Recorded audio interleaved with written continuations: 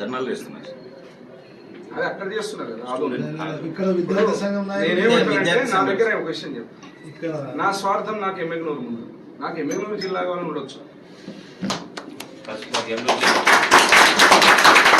ఎందుకంటే జియోగ్రఫికల్ గా కూడా మీకు ఇంకో పక్కన కూడా ఏదైనా కానీ మనకు అనుకూలం ఉండొచ్చు. కానీ ఇక్కడ పరిపాలన సౌలభ్యం ముఖ్యమంత్రి వారు నారా చంద్రబాబు నాయుడు గారు స్పష్టంగా ఒకటి చెప్పారు, ఎలక్షన్లో అయితే బాగుంటుంది ఒకరు, కొంతమంది ఆదోని అయితే ఇట్లా చేస్తున్నారని చెప్పి కొంతమంది అడుగుతున్నారు.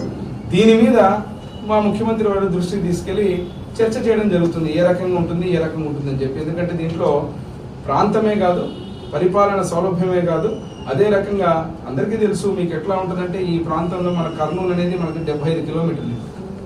ఇప్పుడు రేపు ఆదోని వచ్చినా మీకు ఇక్కడ నుంచి మళ్ళీ పత్తికొండ నుంచి కానీ ఆలూరు నుంచి కానీ కోడుమూరు నుంచి కానీ మళ్ళీ అంతే డిస్టెన్స్ సగం ఆల్మోస్ట్ 40 నుంచి 45-50 కిలోమీటర్లు రావచ్చు. సో ఇవన్నీ కూడా చూసుకుని మనకు ఏ రకంగా అయితే బాగుంటుంది అనేది ఆ యొక్క అంశాలు కూడా మా ప్రాంతంలో జరిగేటువంటి ఆలోచనలు కూడా నేను తీసుకోవాల్సిన బాధ్యత నా మీద ఉంటుంది. కాబట్టి దాని మీద కూడా చర్చ చేసి ముఖ్యమంత్రి గారి దృష్టికి తీసుకోవడం జరుగుతుందని తెలియజేస్తున్నాను.